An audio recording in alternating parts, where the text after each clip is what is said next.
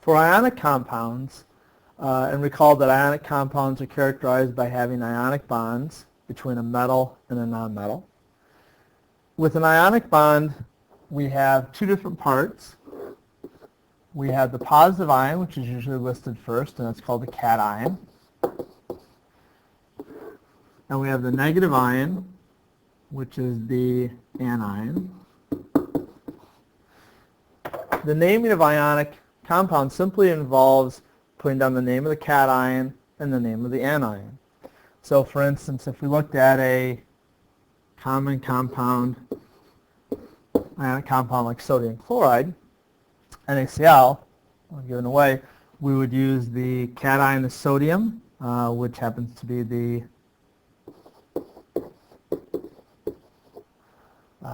a metal in the first column of the periodic table, and the chlorine, and similar to the covalent substances, we're going to change the ending on chlorine to "ide", so chloride. So we have sodium and chloride. Cation part, anion part. Let's take a look at each of these parts a little bit more carefully. The cation part, again, is the metal. Most times this is going to be the metal name.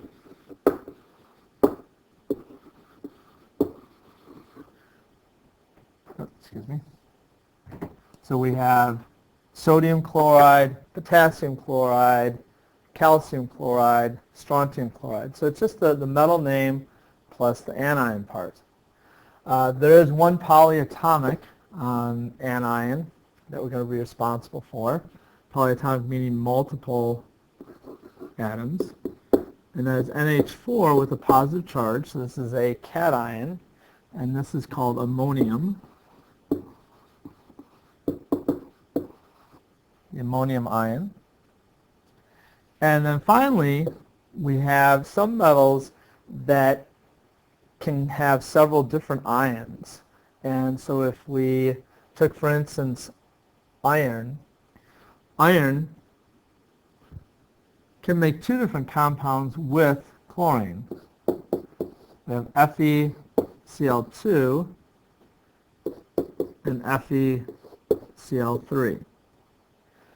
Obviously, we can't call both of these iron chloride because they have they're different compounds.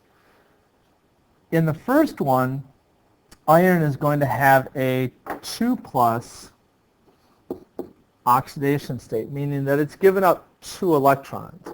So we're going to call that iron, and because it's a 2+, Roman numeral 2, and then chloride. Similarly, the second one would be iron. And now we look at the iron again, and we see that here, each chlorine took 1 electron, so this iron must have given up 3 electrons, so it's got a 3+ charge. So this would be iron 3 chloride.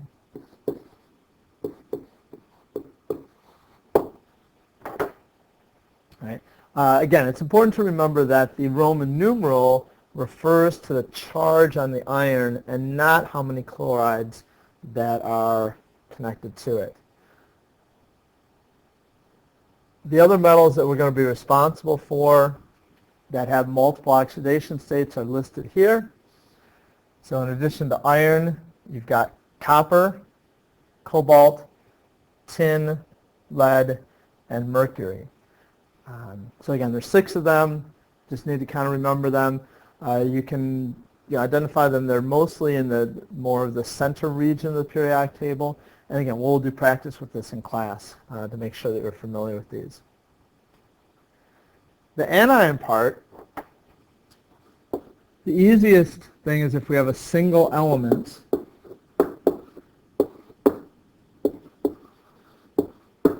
as the anion.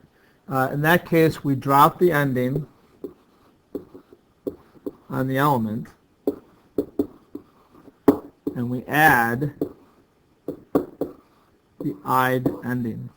So oxygen becomes oxide, chlorine becomes chloride, fluorine becomes fluoride. And we can actually go through all of the nonmetals rather quickly. Nitrogen nitride, sulfur sulfide, bromine bromide, iodine iodide, nitrogen nitride. So it's pretty much all of them. So there aren't too many single element anions we have to worry about. However, there are several polyatomic anions that we have to memorize. And so these are anions that have multiple atoms together. So for instance, this ion, NO3 minus, this is a nitrogen and oxygen, excuse me, nitrogen and 3 oxygens that are combined actually with covalent bonds because they're all nonmetals. But together, in order to create that anion, it needed one electron to be added to it. So that's why it's got a -1 charge. So this ion here is called nitrate.